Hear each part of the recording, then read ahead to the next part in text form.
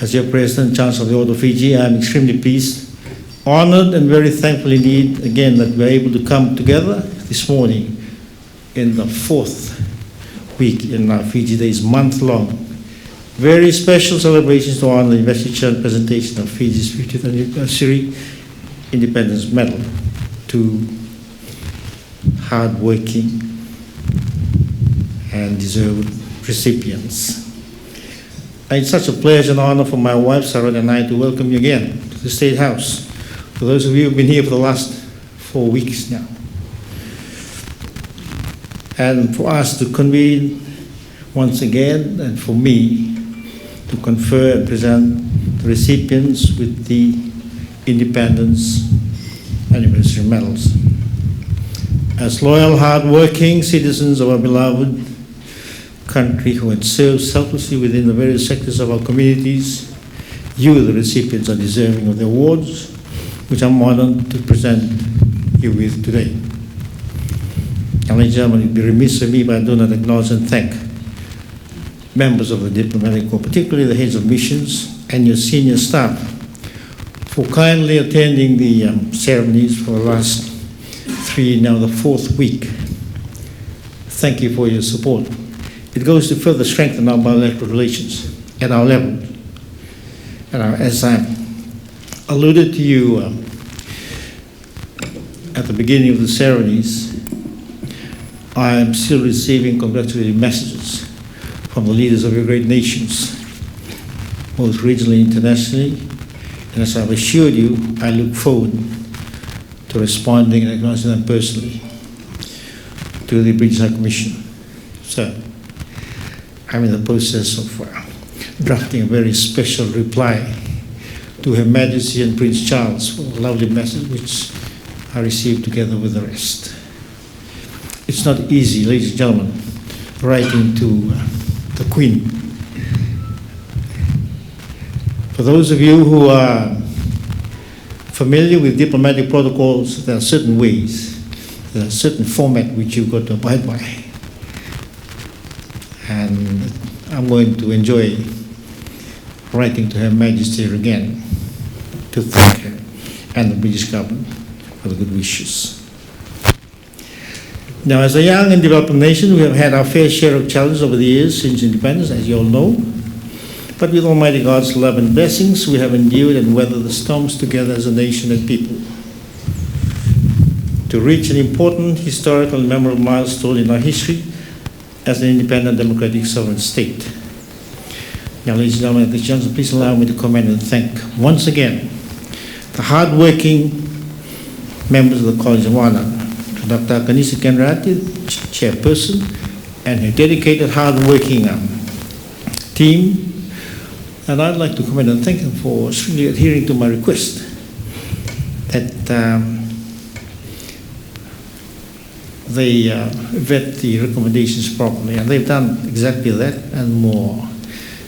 You may not be aware, but they've been burning the midnight oil, the early morning oil for the last 3 weeks now. Nominations are still being received to this day, and the college team has been very particular and rigorously and diligent in their work.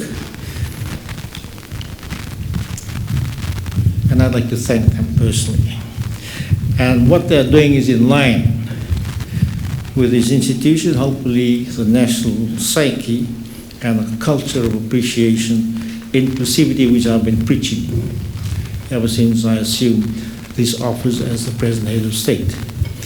As I had reminded the recipients and the family and friends during the earlier investitures, that on the beginning, or 1st of October, beginning of this month, I took a team to Levuka where it all started. Commander RFMF, Commissioner of Police, senior officials. And for your information, we're going to wrap up this month-long investiture ceremonies. We're going back to Levuka this weekend, where it all began. I'm looking forward to that so I can meet more of our people in Levuka and the chiefly province of Lomaiviti and confer more medals and meet more school children and plant more trees. Now, ladies and gentlemen, as we all know and understand, that the present COVID-19 pandemic has had a profound effect on our national plan to commemorate and celebrate this important milestone in style. Sadly, we had to scale it down somewhat. But we're not going to be discouraged, nor disheartened, but celebrate in style nonetheless, as we have done over these past weeks.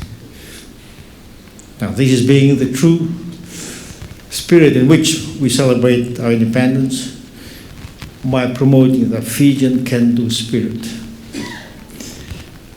And I'd like to thank each and every one of you for the part you played in our national celebrations.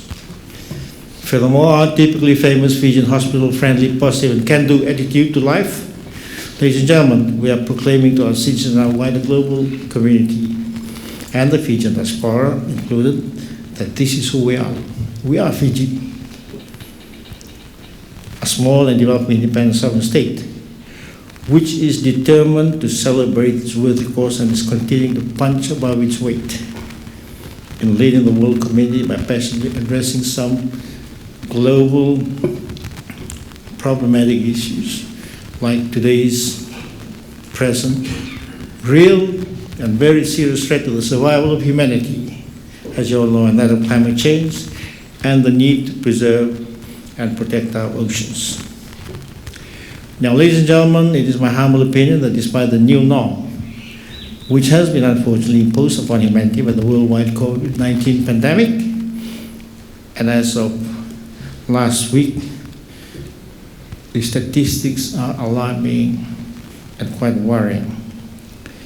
But we can still rejoice and celebrate this month-long 50th anniversary and be positive and firm in our faith and belief in the Almighty that our beloved nation is blessed as a nation and people, and we should be forever grateful, hopeful, and embrace the future together and believe that the next 50 years and beyond, the journey ahead will be peaceful and equally prosperous, God willing.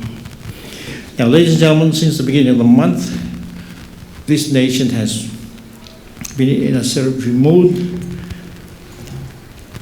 in commemorating our Golden Jubilee of Independence, as you've heard. And over the last week or so, I've been honored to attend a number of similar anniversaries. And last weekend, I had the honor and privilege of being invited as chief guest to commemorate and celebrate the United Nations 75th anniversary. And for your information, for all our independent years, the United Nations has impacted all aspects of our lives. It's a very important institution. Now, from the vaccinations we've received, or hopefully will receive, in our primary schools to support the strengthening of our democratic institution, enhancing our food security, the program that expand incomes and livelihoods for our women, to helping us develop our data capabilities to improve governance policies, making machinery, to supporting victims of domestic violence and abuse, to giving voice to our young, to shape international discussions on some of the big questions of our time. Now, like climate change, as I mentioned, food security, and the scourge of non-communicable diseases, to name a few. Now, 50 years is indeed a long time in one's life, and we have come a long way as a country and people since independence to claim our rightful place in our global community as a responsible and respectable, developing, independent, sovereign state, which is proud of its achievements and contributions regionally and internationally. Ladies and gentlemen, 25 years ago, some of us, about 755 individuals, were awarded a similar medal. And I look around the room, most of you will be around for the Diamond Jubilee. It's just around the corner, 25 years. I still wear mine with great pride and hope that those of you who will be honored with this 50th anniversary medal today will also share the same proud and patriotic feeling that we belong to a nation which cares for its people and rewards them accordingly for their individual and collective efforts at nation building. Now, ladies and gentlemen, celebrating Fiji's 50th anniversary of independence, we continue to show the world community that we are indeed a resilient people, a strong people, a caring people, a united people. We're collectively confident that with Almighty God's continued guidance and blessings, Fiji is destined to achieve more great things in the next 50 years to come. On that note, ladies and gentlemen, congratulations once again to the recipients, and I look forward later on this week when my staff and I will be traveling to Lebuk and other parts of the country to present the medal to deserving recipients. Nasa waleu dan ebat, sheshe fayeksa. Thank you all. God bless.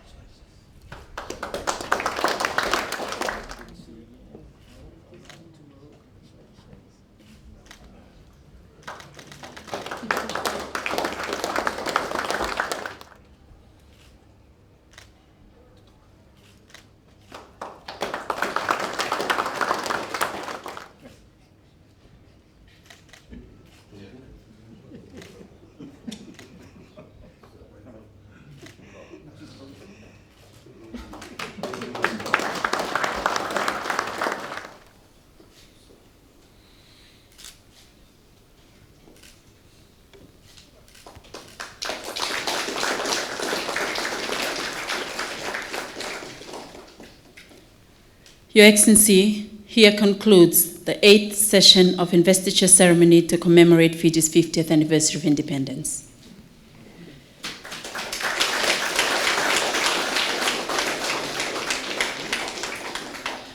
Your Excellencies, distinguished guests, ladies and gentlemen, can we please be upstanding?